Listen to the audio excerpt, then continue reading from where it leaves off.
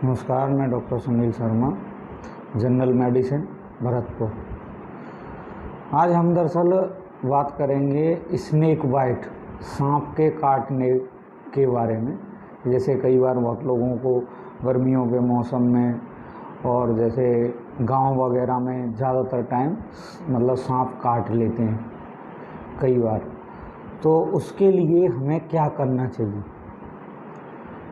सांप दरअसल क्या है कि जो हमारे भारत में जो जितनी प्रजातियों के पाए जाते हैं उनमें लगभग ज़्यादातर जो सांप होते हैं वो विषैले नहीं हैं, लेकिन कुछ परसेंट में जो सांप होते हैं वो विषैले हैं। जैसे कोबरा है ना, और किंग कोबरा है, और वाइपर हैं, पिट वाइपर हैं। ये कुछ जो वैरायटी हैं या कुछ प्रजाति के सांप हैं वो विषैले होते हैं। तो अक्सर हमने देखा हुआ है कि लोग जैसे किसी को खाया है तो वो सबसे पहले गांव के जो या कहीं पे वो होते हैं, मतलब जो उनका वो करते हैं कि वो थाली बजाएंगे या कुछ उनको वैसी दवाई देंगे। तो उनके चक्कर में हमें नहीं पड़ना चाहिए। हमें जो है प्रॉपर जो है हर जो ज़िला होता है, तो जो ज़िले का बड़ा सरकारी अस्पताल होता है उसमें इनके एंटी वेनम इंजेक्शन आते हैं, उनको लगवा लेना चाहिए। 100% क्योर होता है वो।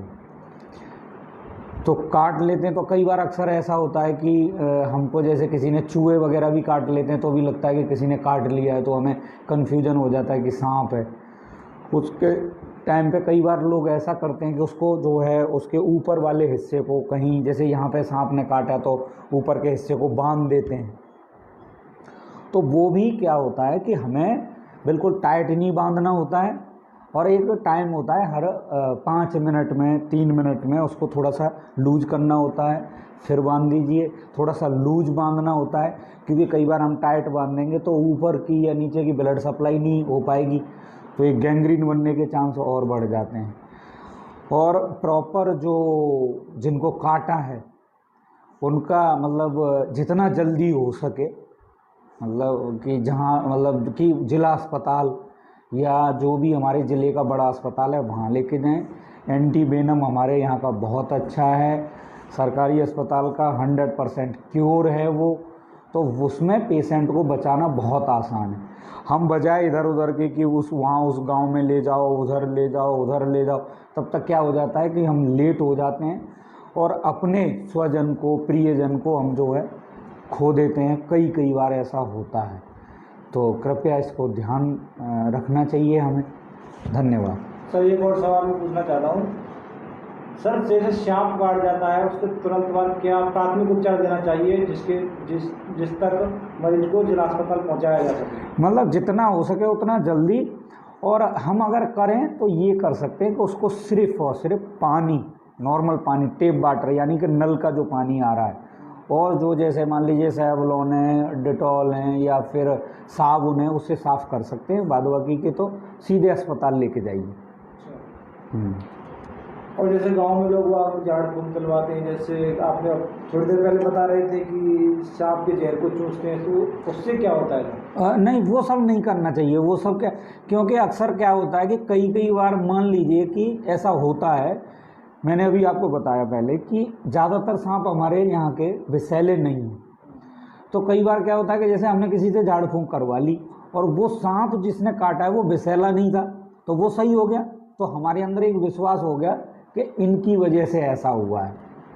तो मैं जो है प्रॉपर गाइड या मतलब किसी को सलाह यही दूंगा कि जिला अस्पताल में हमारे पास लगभग सारे सांपों के एंटी वेनम होते हैं और वो लग जाता है और सही हो जाता है।